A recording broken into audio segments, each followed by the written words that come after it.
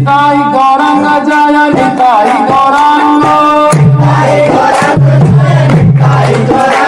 হে কেশব, আমার কপালের কপালটা রক্ষা করো। তারপরে নারায়ণ, হে নারায়ণ, গোপালের নাভি, বক্ষস্থল, কণ্ঠদেশ, এরকম প্রত্যেকটা অঙ্গ তিলক দিয়ে করে দিতে। তিলক মানে গোবর দিয়ে তিলক করতেন। আপনি আবার প্রশ্ন করেন না গোবর দিয়ে তিলক করা যায়?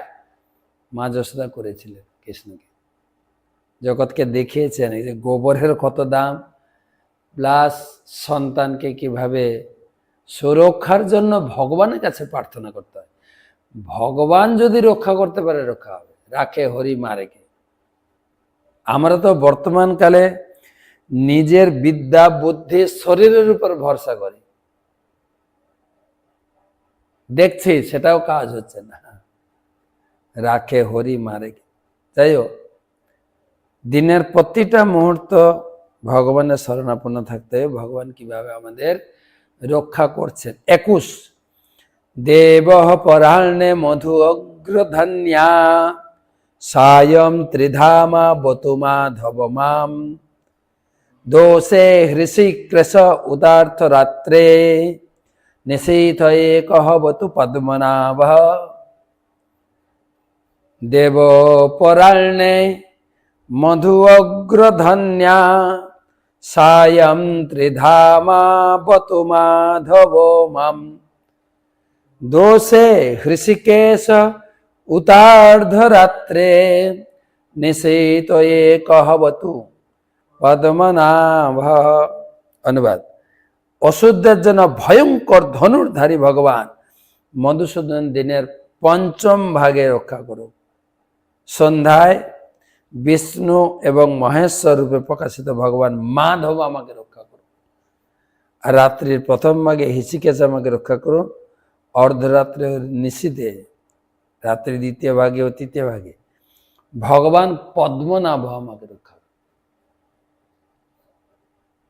যদিও আমাদের ভগবান কৃষ্ণ নিজেই বলেছেন যে তোমার রক্ষাকর্তা কেউ নেই, আমি যদি তোমাকে রক্ষা করি তাহলে রক্ষা হবে। তো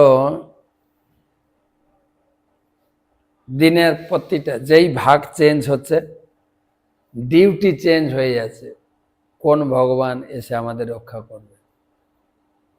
এতে এখানে এত সূক্ষ্ম বিচার। আমরা দেখি সাধারণত নরসিংহদেবের পূজা করি, নরসিংহদেব পুরো ভগবানের বিষয়টা, ক্ষেত্রটা, ভক্তি জীবনটাকে সুরক্ষা দিচ্ছে, তার প্রার্থনা। তাও এখানে যেটা লেখা আছে, কোন সময় কোন ভগবানকে প্রার্থনা করো। শিবৎস ধামা পররাত্র ঈশঃ পত্তু সঈশ শ্রীধর জগ জনার্দন দামোদরব্যাদনুসন্ধ্যম প্রভাতে বিশ্বেশ্বর ভগবান কালমূর্তি। শ্রীবৎস ধামা পররাত্র ঈশ পত্তু সে ঈশঃ শ্রীধর জনার্দন দামোদর অভ্যাদনুসন্ধ্যম প্রভাতে বিশ্বেশ্বর ভগবান কালমূর্তি। বলা আছে রাত্রির নিশীথ কাল থেকে অরুণোদয় কাল পর্যন্ত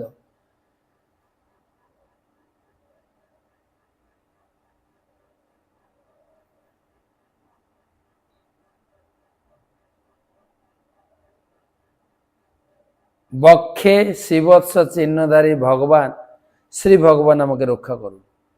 প্রত্যুষকালে অর্থাৎ রাত্রির চতুর্থ ভাগে অসিধারী মানে অস্ত্রধারী ভগবান জনার্দন আমাকে রক্ষা করুন। প্রাতকালে দামোদর আমাকে রক্ষা করুন এবং প্রতি সময়ে কালমূর্তি ভগবান বিশ্বেশ্বর। আপনি হয়তো এত ভগবান চেনেন না, তাহলে যেরকম বর্ণনা আছে প্রয়োগ করব কি করে? কেবল কৃষ্ণ, কৃষ্ণ কৃষ্ণ নাম এর আশ্রয়ে থাকেন সব ভগবান। কেন ভাগবত মে সুত গোস্বামী বলেছেন এতে চ অংশ কলা পুংস কৃষ্ণস্তু ভগবান সয় ইন্দ্রাড়ি ব্যাকুলং লোকং মৃঢ়ন্তি যুগে যুগে। সেখানে বলা হয়েছে যে কৃষ্ণ হচ্ছে সব অবতারের অবতারী, তাই তাকে স্মরণ করলে আর অন্যান্য দিক থেকে আমরা সুরক্ষিত হয়ে যাব।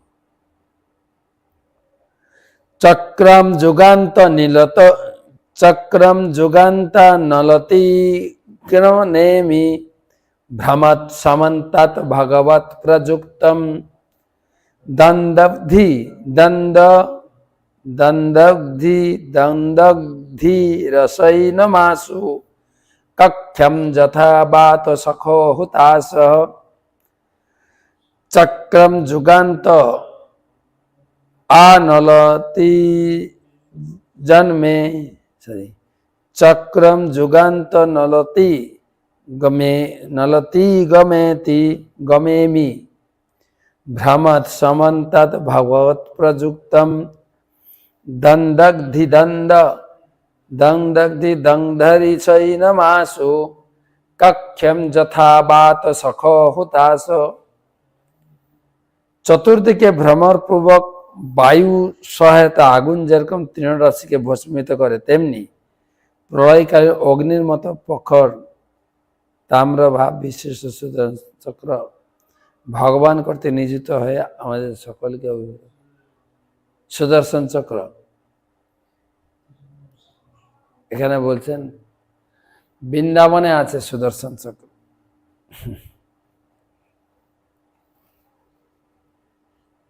ভগবানকে স্মরণ,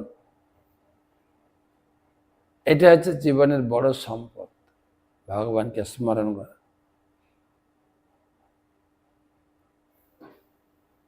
সামনে আমাদের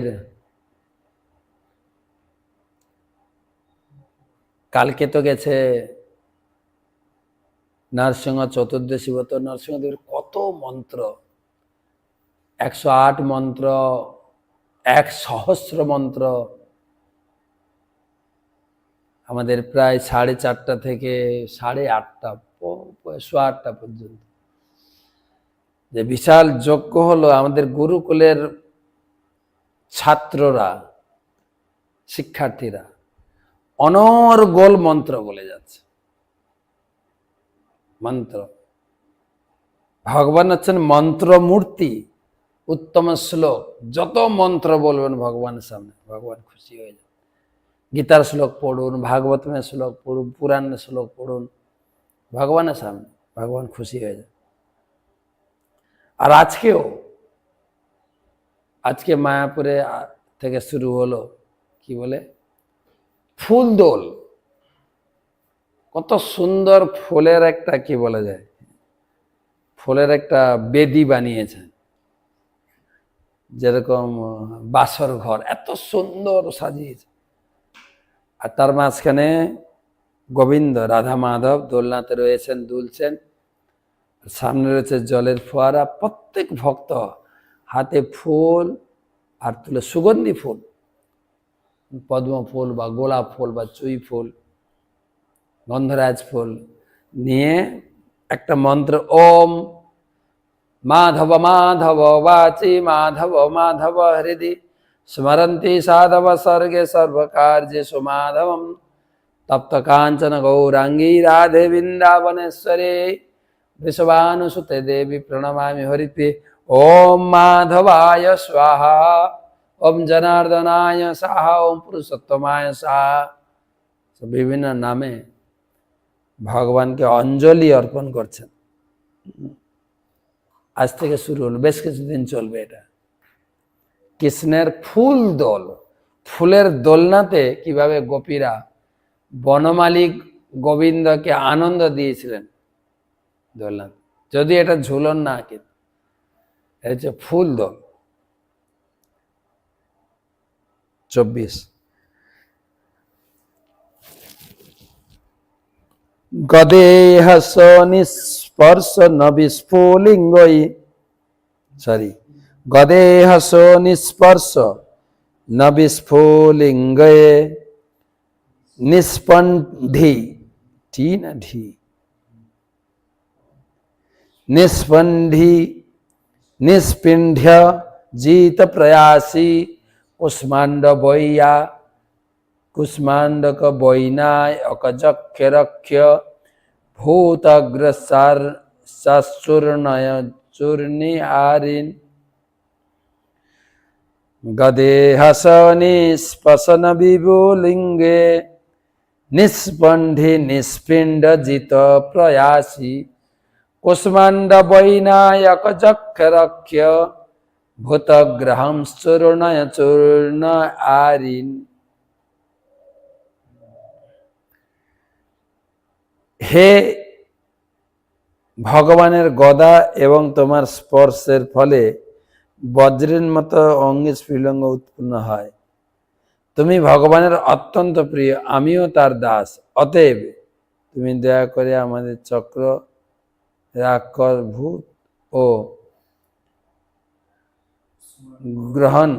ভূত ও গ্রহগণকে নিষ্পেষিত ও চূর্ণ বিচূর্ণ।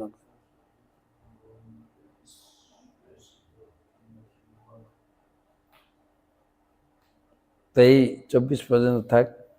আমরা ভগবানের সেই যুদ্ধক্ষেত্র ভূমি কুরুক্ষেত্রে গিয়েছিলাম। কুরুক্ষেত্রের ভিডিওগুলো ছাড়া হয়েছে না? ছাড়া হয়নি? ছাড়া। কুরুক্ষেত্রে কি কি দর্শন করলাম, আমরা কুরুক্ষেত্রে ময়দানের কথা বলেছি, এবং কুরুক্ষেত্রে আরেকটা তীর্থ ভীষ্ম কুণ্ড বা নারাকা তারি সে সম্বন্ধে শুনেছি। আরেকটা স্থান যেটা দর্শন করবো সেটাও বলে দিই, ব্রহ্ম সরোবর, অত্যন্ত বৃহৎ সরোবর ব্রহ্ম সরোবর, কয়েক কিলোমিটার ব্যাপী। বলছে একবার পরিক্রমা করতে 10 কিলোমিটার, এত বিশাল পুষ্করিণী। মাঝখান দিয়ে রাস্তা করা হয়েছে, লোকে সেই সিনের ফটো তুলে, গ্রুপ ফটো, তারপরে স্নান পরিক্রমা। বলছেন গীতা জয়ন্তীর সময় 1 মাস ব্যাপী লোকের ভিড় এখানে। তার একটু মহিমা আমরা শ্রবণ করি। ব্রহ্ম সরোবর, ব্রহ্ম সরোবর নাম হয়েছিল ভগবানের, কি বলে, ভগবান পদ্মনাভ তার নাভি থেকে এক পদ্ম, যেখান থেকে ব্রহ্মাজির জন্ম। ব্রহ্মা জন্মগ্রহণ করে, দেখছেন চারিদিক শূন্য, কিছুই নাই, শুধু একটা আওয়াজ ভেসে আছে, তপহ তপহ তপহ। তখন বুঝতে পারলেন আমাকে তপস্যা করতে হবে। তো ভগবানের এই আবির্ভাব, তো তপস্যায় বসলেন ব্রহ্মা, এবং তপস্যায় বসে প্রেমের স্পর্শ, প্রেম এসে গেছে। তখন চোখ দিয়ে বিন্দু বিন্দু জল পড়েছিল, সেই থেকে সরোবর হয়েছে ব্রহ্ম সরোবর। তো সেই কুরুক্ষেত্রের মাঠে যুদ্ধ চলাকালীন একটা নক্ষত্রের আবির্ভাব হয়েছিল, মানে হেরফের হয়েছিল।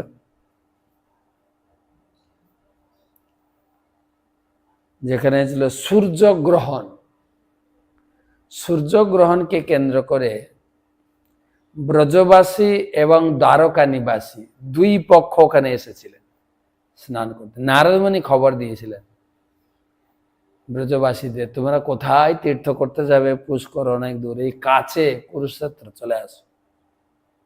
তো এখানে এসে প্রথমবার বলুন আর শেষবার বলুন, কৃষ্ণের সঙ্গে, যদুদের সঙ্গে, যদুদের পক্ষ থেকে তাদেরকে বলা হয় তোমরা যাও তীর্থ স্নান করো, তবে পুষ্কর অনেক দূর, এই কাছে হচ্ছে কুরুক্ষেত্রে ব্রহ্ম সরোবর আছে, সেখানেও স্নান করলে তোমরা একই ফল পাবে। যদুবংশীয়রা, দ্বারকাবাসীরা এসেছিলেন, আর এদিকে বৃন্দাবনবাসী এসেছিলেন। সেখানেই কৃষ্ণের সঙ্গে ব্রজবাসীদের অনেক দিন পর, সে 11.5 বছর, ভগবান 11.5 বছর বয়সে চলে যান মথুরা, 16-17 বছর থাকেন, তারপরে দ্বারকাতে বিশাল গৃহস্থ ইউনিট তিনি শুরু করেন। গৃহস্থ ধর্মের ভিতরে এই নারদ মুনি এসে তাদের উৎসাহ প্রদান করেছিলেন। তো সেখানে কৃষ্ণের সঙ্গে যাদবদের দেখা। মা যশোদা বললেন, কানাই, আমি নাকি শুনেছি তুমি 16,108 বিয়ে করেছ। আমি দুর্ভাগা যে আমার হাত দিয়ে একটাও বিয়ে হলো না। ভগবান বললেন, তবে এই দাপর যুগে তো আমার লীলা বা সংসার লীলা কমপ্লিট। তবে তোমার মনোবাসনা পূর্ণ করার জন্য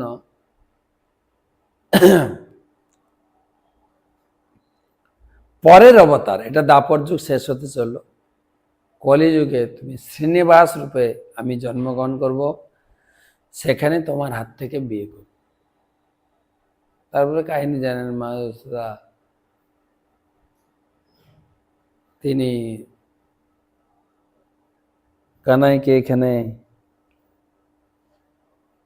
দেখতে পেয়েছিলেন প্রথম, দুজনের সাক্ষাৎ। কিন্তু সবাই খুশি হলো না, রাধারানী খুশি ছিলেন না। কেন না? যদিও তোমাকে সেই কৃষ্ণ কিন্তু বৃন্দাবন ছিল গোপবশ, এখানে হচ্ছে রাজা।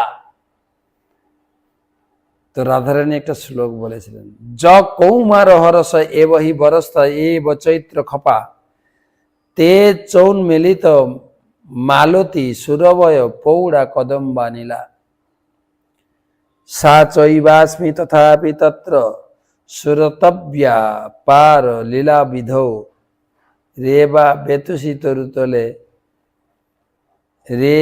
রেবা রোধসী বেতসী তরুতলে চেত সমুদ কণ্ঠতে। রাধারানী বলছেন, কৃষ্ণ, সেই তুমি সেই আমি রয়েছি, প্রেম রয়েছে। চৈত্র মাসের শুক্ল পূর্ণ চন্দ্র রয়েছে, কিন্তু সেই কুমারী অবস্থায় তোমাকে যে কি বলা যায়, বেতসী তরুতলে,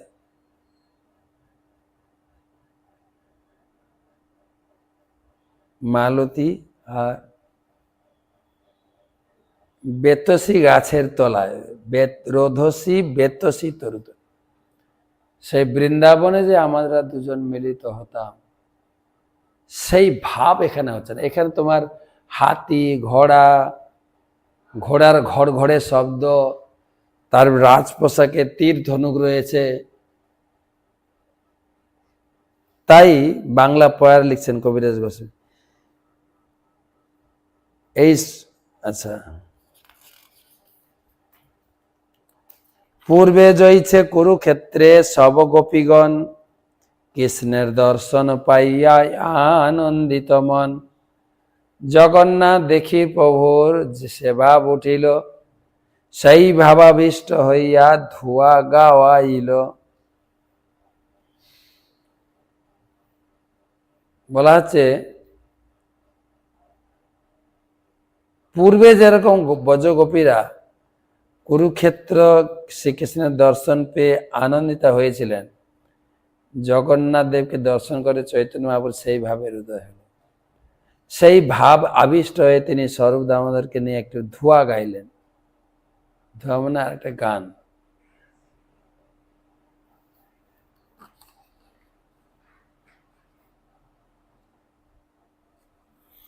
আহুষ্যতে নলিল নাভ পদার বিন্দম যোগ সরই হৃদয় বিচিন্তম অগাধ বোধই সংসার কোপপতিতরণালম্ব্যম গেহম জুষাম অভিমনুষ্যাত সদান।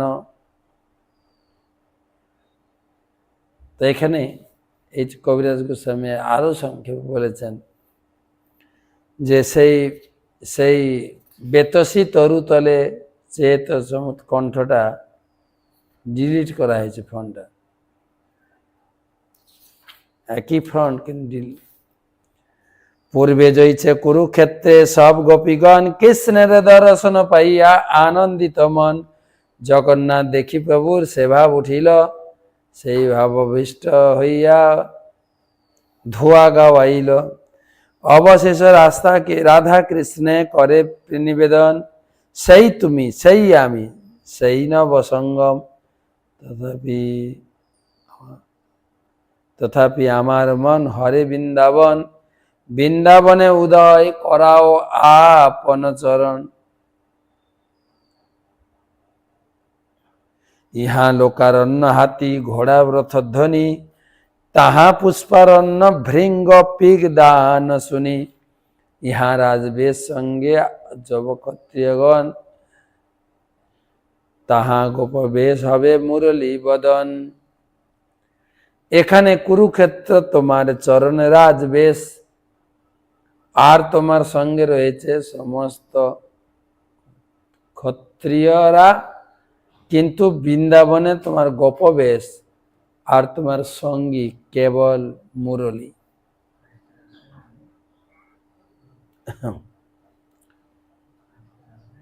তো মোটামুটি বৃন্দাবনে রাধারানী কৃষ্ণকে যা বলেছিলেন সেটা এইখানে আলোচনা হয়েছিল। তো ব্রজবাসী আর মথুরাবাসী দুটো দল এখানে মিলিত হয়েছিলেন, এবং জলকেলি সহ ভগবান কৃষ্ণ রাধারানীর সঙ্গে ছিলেন। এখানে রাধারানীর আলাদা ঘাট ছিল, তারপরে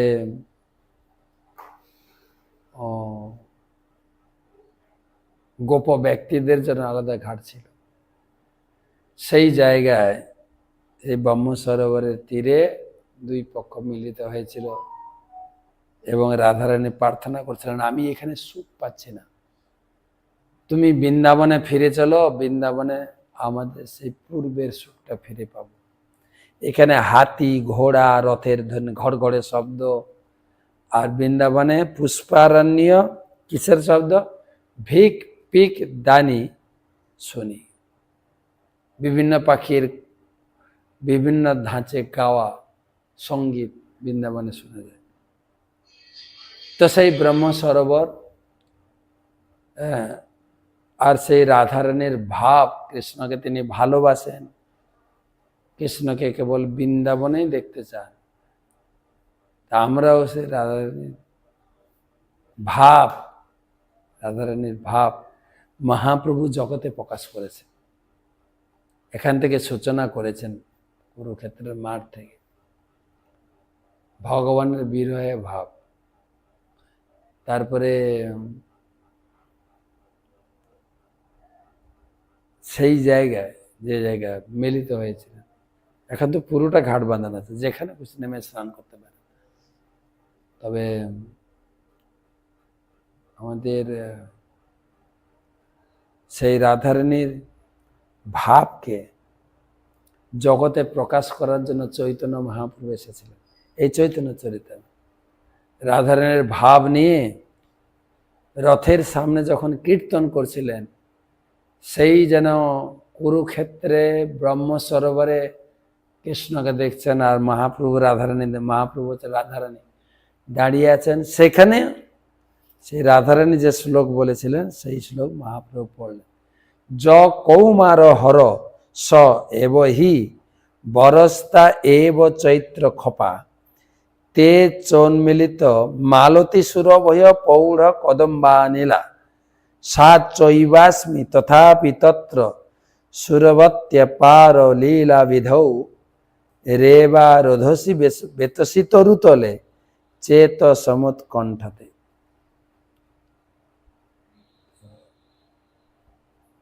শ্লোকের ভাবটা আমি বলে দিয়েছি। আর সেই মহাপ্রভু হচ্ছেন রাধারানীর ভাব নিয়ে, জগন্নাথকে দেখে সেই ভাব উদয় হয়েছে, হে প্রভু আপনার চরণ বৃন্দাবনে উদয় করা। এই যুদ্ধক্ষেত্রে কুরুক্ষেত্রের মাঠে আপনাকে দেখে আমার সন্তুষ্ট লাগছে না।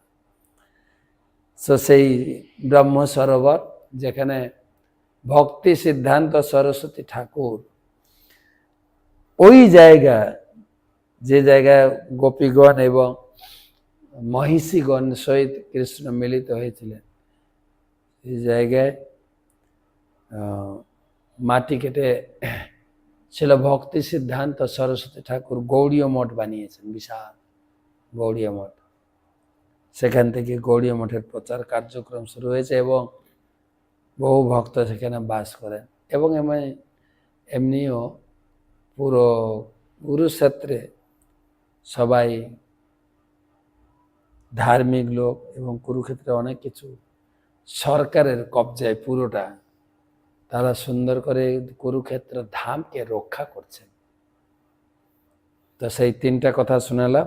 একটা হচ্ছে জ্যোতিষ্বর, যে জায়গাটা ভগবান রথকে খাড়া করে অর্জুনকে কেন্দ্র করে সারা কুরুক্ষেত্রের মাঠে সৈন্যদের, শুধু না তাই নয়, সারা জগৎকে গীতার জ্ঞান দিয়েছিলেন। সেই জায়গা, সেই বটগাছ, সেই স্থান এখনো আছে। শোনা গেছে ওই পাশেই বলে শঙ্করাচার্য এসেছিলেন। শঙ্করাচার্য ওখানে বসে গীতা মাহাত্ম্য লিখেছেন। একম শাস্ত্রম দেবকী পুত্র গীতম, এক দেব দেবকী পুত্র এব, এক মন্ত্রস্তস্য নামানি জানি, কর্মাপেক্ষম তস্য দেবস্য সেবাহ। শঙ্করাচার্য তারপরে লিখলেন, সর্ব উপনিষদ গাবদগ্ধা গোপাল নন্দন, পার্থ বৎস সুধীর ভক্তা দুগ্ধম গীতামৃতং মহাৎ। এসব ওখানে, কেন শঙ্করাচার্য ছিলেন শিবের অবতার, তিনি জানেন তো গীতার গুরুত্ব। গীতার উপরে ভাষ্য ওখানে বসে লিখেছিলেন। সেই স্থান যদি কখনো সুযোগ হয় আসুন। ওই একদম জ্যোতিষ্বর থেকে 2 কিলোমিটারেরও একটু কম ইস্কনের বৃহৎ মন্দির তৈরি হয়েছে, রথের আকারে মন্দির, 4টা চাকার উপরে বিশাল মন্দির, এবং সামনে বিশাল বিশাল ঘোড়া খাড়া করেছেন। মন্দির এখন নির্মীয়মান, আশা করি 1.5 বছরের ভিতরে কমপ্লিট হবে ওরা বলছে। টিএভি মন্দির 2027 শেষের দিকে উদ্বোধন হবে। তারপরে অযোধ্যা, তবে এখনো কিছু রুম, গেস্ট হাউস, থাকা খাওয়ার ব্যবস্থা হয়েছে। তা আপনারা আসুন, কুরুক্ষেত্র দর্শন করে আসেন। যে গীতার জ্ঞান আমরা পড়ছি, সেই গীতার জন্মস্থান কুরুক্ষেত্রের মাঠে। তো ঠিক আছে, মায়াপুরে তো আরো কয়েকদিন থাকবো। মায়াপুর থেকে আপনাদের ক্লাস শোনাবো। আজকে এই পর্যন্ত রাখি। শুভরাত্রি।